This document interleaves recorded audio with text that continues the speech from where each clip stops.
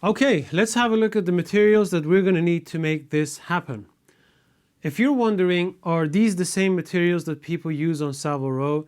Yes, these are the same materials that people use on Savile Row and other professional tailoring and couture houses.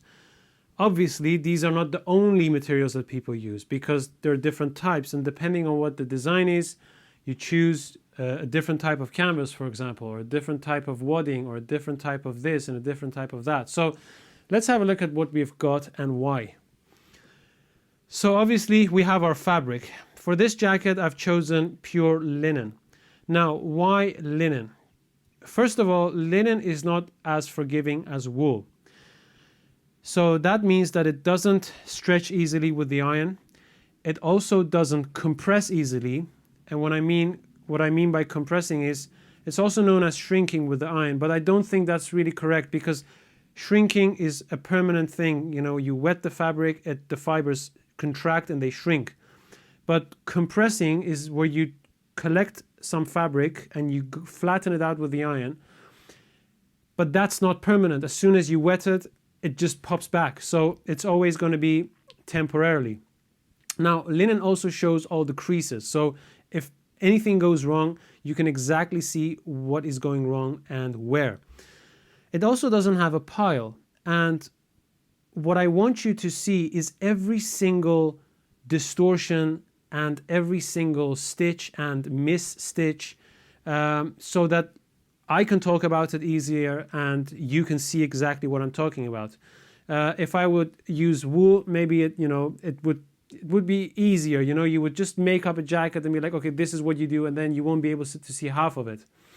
Linen also has a very clear, visible grain, and grain is extremely important, again, for seeing distortions happen, because we're going to do a lot of fabric manipulation. So if it's overworked, you're going to see it. If there are distortions in the grain, you're going to see it. And I want you to see it. I don't want to just make a jacket and be like, hey, ta-da, this is a jacket.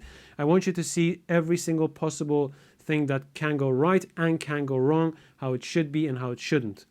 And for the color, I've chosen just the most boring, plain, natural color, muted, that I could find, because this is all about techniques and not about style. So if I would go with a bright purple fabric, it might be a bit distracting. So I just want you to look at the very essence of what we're going to do.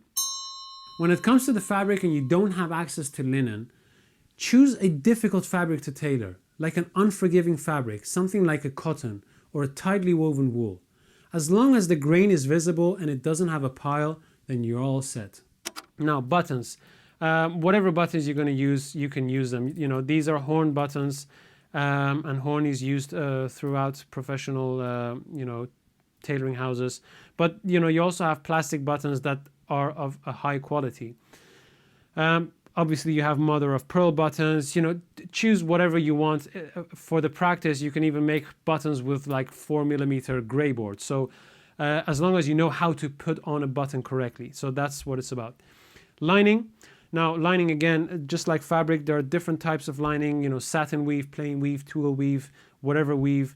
But I would suggest whatever lining you're going to buy something that's a bit substantial, and don't buy the cheapest and thinnest lining, because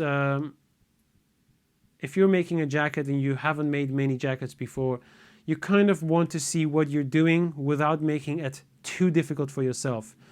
So you want to see all the errors and every single mistake that you're making, but you don't want to make it more difficult because you're not used to handling things, and you still need to know how to, work with different materials, and, lining is slippery. So choose something that has a bit more substance and weight to it. And again, for the color, I've just chosen something that's similar to the fabric here, so that, you're not scared away by a bright, turquoise lining or whatever. So that's the lining. Then we have our Silesia. Silesia is made from cotton, and I think it's primarily available in a plain weave, a tulle weave, and a satin weave. Sometimes it's used as a lining, but really I think Silesia is most of the time used for pocket bags and, reinforcing areas like lapels, or, you can cut strips of it and reinforce jettings, or, behind the pocket mouth. and sleeves, cuffs, any area that needs some backing, you can do that with Silesia, like vents and stuff like that. Then we have linen Holland, and linen Holland is traditionally used for reinforcing pockets. But one of the things that linen Holland does is it gets very hard. There is a lot of starch on it, and when you wet it and you press it, it becomes like cardboard. And sometimes it's a bit too much to have a very stiff piece of layer behind your pocket, for example, when you're working with a very soft and lightweight fabric. So I don't use linen Holland. I use Silesia to reinforce my pockets for the reasons that I will explain. But linen Holland I use only for the inside of the outbreast, because it does give a very nice crisp effect to the outbreast. So that's linen Holland. Then we have our body canvases. Now, body canvases, there is a big range of body canvases you can choose from. You have linen, wool, wool, linen, wool, cotton, cotton, linen, wool, cotton, synthetic blends. They all have different weights. Some of them are springy, some of them are flimsy.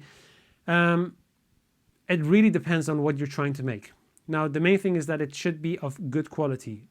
I don't think synthetic is a good idea because, you don't want synthetic materials to cover big parts of your garment. So for this jacket, I've chosen linen, pure linen.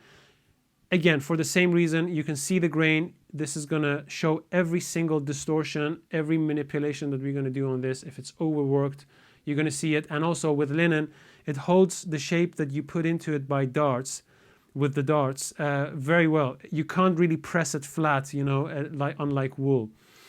Then we have wool canvas. We're going to use this for a type of sleeve head that we're going to make. It's a 3-piece sleeve head. And so on one side of the jacket, we're going to put a 3-piece sleeve head, and on the other side, we're going to put a traditional sleeve head, so you know how to do both. This has a spring, and therefore it's ideal for a sleeve head because you want the sleeve head to kind of like hold the sleeve and kind of like pop it out very nicely. There is a lighter version of this that I'm going to be using for the skirt. It's very similar to the wool canvas here, but it's just lighter. Then we have our horsehair, and horsehair is used for the chest area of the jacket. Horsehair is great fun because horsehair, well, it's woven so that the warp is made from cotton, and the weft, which are the horizontal lines here, which is made from the hair, is made by using horsehair. So the weft is horsehair, the warp is cotton, and the horsehair is very bouncy, extremely bouncy, and that is what makes the chest hold itself smoothly in a jacket. It's also what gives the jacket a lot of structure. Now, horsehair allows you to become creative. Why? Because horsehair is only springy in one direction. Now, if you imagine, by placing the horsehair in different angles, consciously, you can kind of program the jacket to do certain things in only certain directions. So that's when horsehair becomes really, really fun and you can get creative with it. Then we have color canvas. Now, color canvas, again, can be made from linen or hemp. And this is very similar to buckram. It's extremely stiff and it's quite thick. And I use it for making undercolors. And the undercolors, are going to get a lot of strain and are going to get a lot of kind of like tension on them. And so therefore, they are going to be very, very, they have to be very durable. So that's for the undercolors, undercolor canvas. Then we have our fusing. Now, this fusing here is a knitted fusing. And here I have a very lightweight, thin fusing. And what happens with fusing is, I use it very sparingly. I don't use a lot of it. I only use the thin fusing to temporarily stabilize and reinforce certain areas before I have been sewing them up permanently, like behind the pocket mouths and the jettings. And so then we have the knitted fusing, and I only really use this when I'm, for example, making an undercolor which is made from a very thin fabric, and I only want to add some stability and strength to that undercolor. That's when I really use it. Other than that, I don't really use it. And I also don't use Melton for an undercolor because I simply think it looks cheap and terrible. So that's that. Again, I don't use this a lot, only if I have to. Then we have the traditional sleeve head, which is just a layer of wadding, a strip of wadding with a strip of bias canvas sewn on top of it. And I'm going to show you how to put that in. And next, we have our wadding, which is made from pure cotton. And because we're going to make a pagoda shoulder pad, we're going to need this to build up our shoulder pad. And also we're going to use the color canvas for the pagoda shoulder pad. Then we have our Domette. Now Domette is a cotton which is quite thick but lightweight and kind of like fluffy, and it's there to cover the raw edges and the sharp edges of the horsehair. Horsehair is very sharp, and if you cut like a raw edge and you don't cover it, these hairs can kind of like poke out and go through the lining into the wearer's body. It's an extremely uncomfortable feeling, and as soon as you feel it, you just want to throw the jacket away. So this, because of its fluffy thickness, doesn't allow, you know, these short hairs that are on the raw edge to kind of like travel through, because this is thicker than the length these are going to have. Obviously, if these are too long, they will go through. Sometimes people use a strip of bias lining to cover it. I've always been a bit skeptical about that because the lining is just too thin and these can easily poke through lining. So that's that. Then we have cotton tape on the straight grain. This is used sometimes to reinforce front edges and used as edge tape or reinforce the break line. We're going to use it to reinforce the armhole. We make our front edge tape with lining on the straight grain. And but you can use this for your edge tapes as well. Now, we have double-sided fusing, and I don't use this a lot. I only use this in the corner of jetted pockets to prevent them from fraying, and it gives you very strong and clean, straight, sharp corners. Then we have our shoulder pads. Again, shoulder pads, they can be thick, big, small, thin, made from synthetic wadding, pure cotton, canvas or no canvas, whatever you like. It all depends on the effect and the style that you're going for. So these are kind of like about an inch thick, I would say, but by the time you kind of like press them, they become like, what, 3/4. And that's that.